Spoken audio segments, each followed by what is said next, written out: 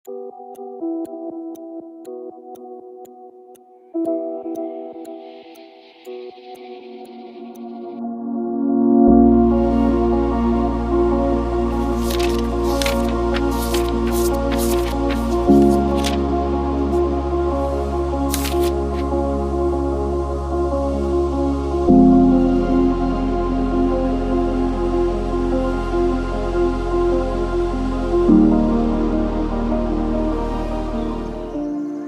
bayang pinaghaharian ng takot at reliyosong pagmamalabis, naglalakad ang katotohanan ng palihim.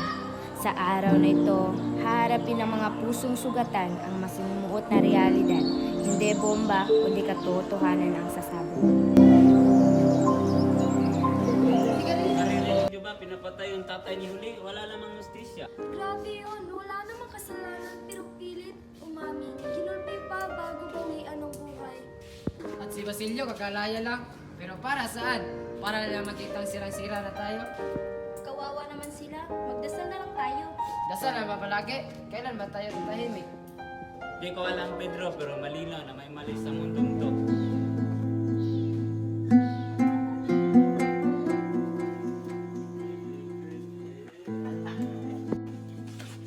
Basilio, salamat at ligtas ka. Pero si tatay, wala na siya. Wala akong nagawa, hindi ko siya nailigtas. Ako rin, Huli. Hindi ko siya nailigtas. Pati sarili ko, hindi ko na ipaglaban. Pero tapos na ang katahimikan, hindi na tayo papayag. Huli, Basilio, nalaman ko ang nangyayari, ikinalulungkot ko. Puro pasakit ang sinasapit ninyo kasi ayaw niyong sumunod sa mga praile. Kung naging mas mapagkumbaba lang kayo, edi sana.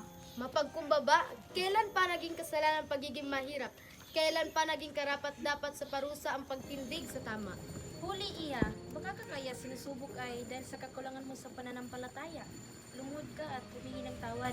Tuwing may nangyaring masama, lagi nga mahirap ang pinagsisisi. Pero nasaan kayo nung humingi kami ng tulong? Nasaan kayo nang kinuha siya? Aba, ang bibig niyo Huli ngayon ay parang apoy. Mas bagay ka na lang ilaan sa kumbento. Mas ligtas ka pa. Siya para sa iyo, Padre. Di pati sa simbahan na ginagamit ang kapangyarihan para mangapi. Basilio, nasalita ka ng ganyan sa isang lingkod ng Diyos. Nga pa rin Diyos o likod ng sarili. Ipilit niyo ipanlog sa kanilang ilang maso. Nagamit ang dasal para matahimikan ang sigaw ng justisya. Pemi, andyan na po si Antikristo. Umusong, ito po ay paghanap ng katotohanan. Kung tunay kayong banal, bakit niyo tinatanggap ang sistemang mapagapi? Ani, huwag na. Wala kang mapapala sa pagkikipagtalo sa kanila.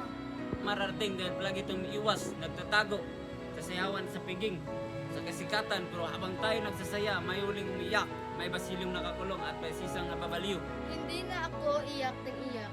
Gagamitin ko ang boses na binawi mo. Ising na ang bayan, hindi nyo na kami mapapatahimik sa ama namin, hindi kami bingi sa sigaw ng katarungan. Nag-iya kayong lahat. Subukan niyo mag-asa.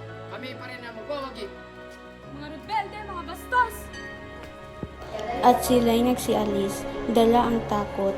Sa unang pagkakataon, nabasag ang katahimikan sa plaza. Isang pangkaraniwang araw, pero may hindi pangkaraniwang nangyari. May lumaban. Hindi man ito revolusyon, isa itong simula.